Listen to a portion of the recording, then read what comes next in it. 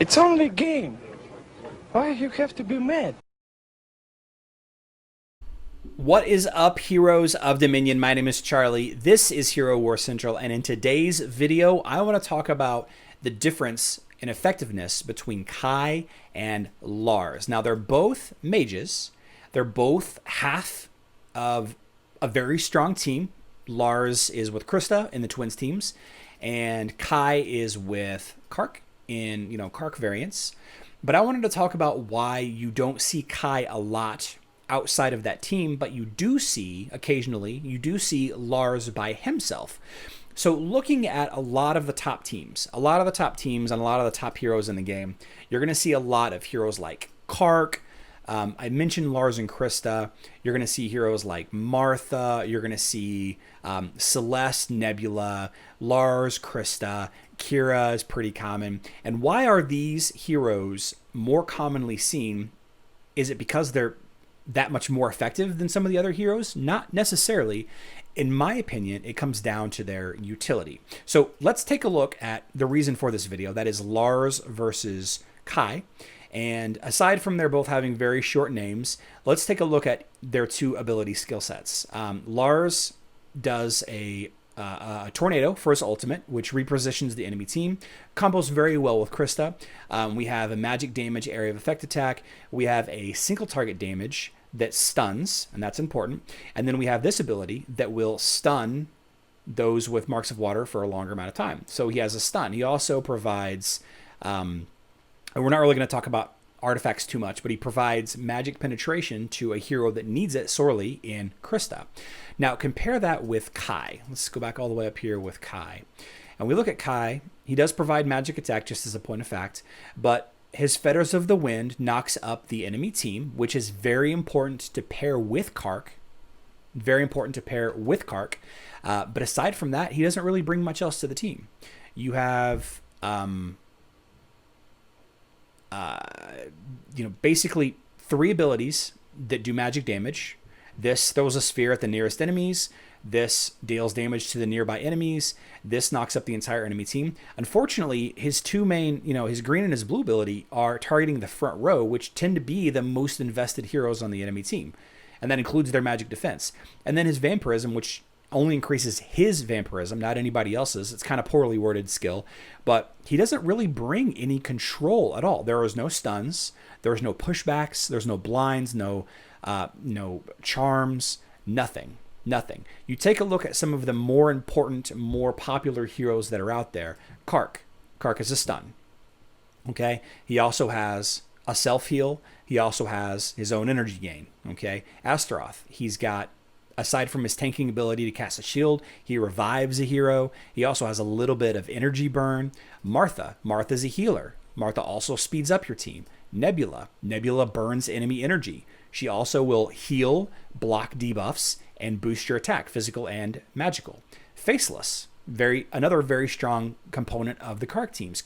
Not only can Faceless copy just about any ability in the game, he also does a stun and a tank move while also preventing magic damage to your team.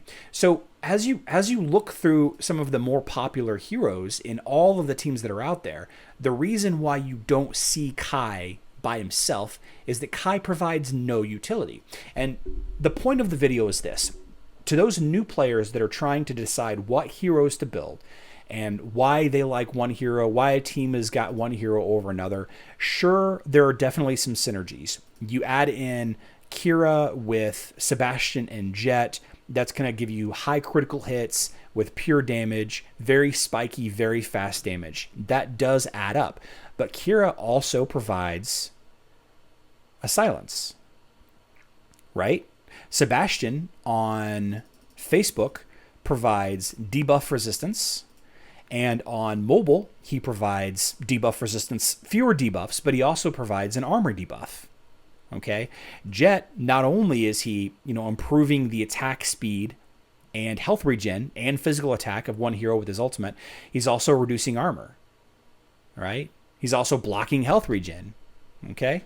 Also boosting your critical hit. So a lot of these teams, Dorian, Orion, Helios. Orion does a lot of damage, but he also does a stun.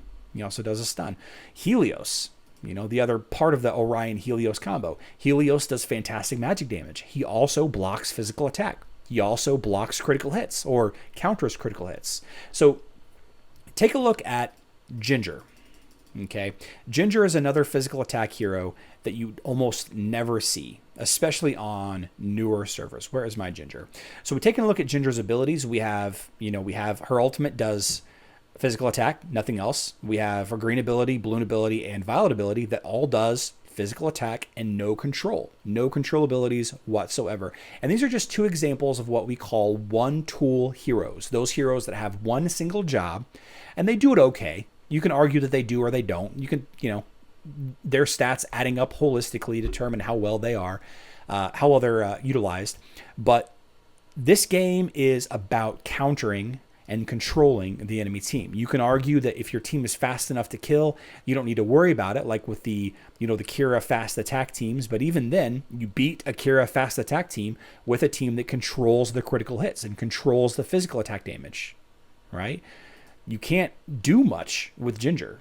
You doesn't provide hardly anything to your team aside from physical damage. And both of these heroes, both Ginger and Kai, and these are just two examples of very, very low utility heroes. These heroes both are fantastic early and mid game. They don't take much investment for them to be very strong, especially strong in the campaign, in the tower, and in some cases Outland. However, towards the later on stages of the game, once you get over level 100, they start to really drop off in power, right? So you can take a look at just about any hero of the 50 and you can pick out control abilities. Chaba is a tank that will swallow the enemy tank. Okay. I don't know. Daredevil doesn't do much, but she does stun. She slows the movement speed and stuns the closest target and the ones close to them. Right? Lots of utility. Lots of utility on all of these heroes. Yeah. So even Yasmin blocks heals. Is it? Oh, no toxin right here. Even Yasmin blocks heals. So, she's not pure damage.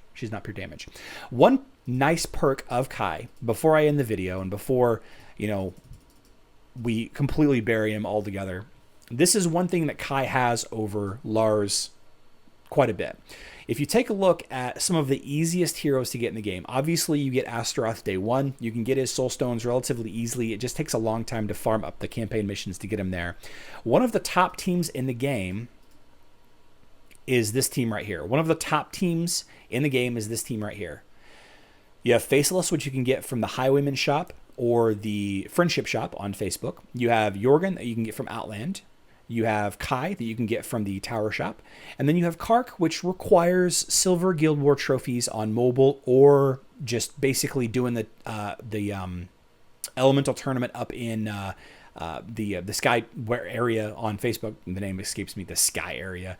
This is a very inexpensive team to level up. Not only that, but you have a nice mix of stats. You have strength, agility, intelligence, intelligence. So as far as leveling these heroes up, you're not really sharing too many resources. You can dump all of your agility skin stones on Kark. You can dump all of your strength skin stones on your tank Astaroth, and you can dump all of your intelligence skin stones on either Kai or Faceless. Both, neither one are the wrong choice. But then as you get to those higher levels, you can start to adapt and build teams that better fit the meta or most efficient tactic available on your server. So let me know in the comment section down below what you guys think about this. Lars and Krista as a pair are incredibly effective, but you can use Lars in other teams than just Lars and Krista.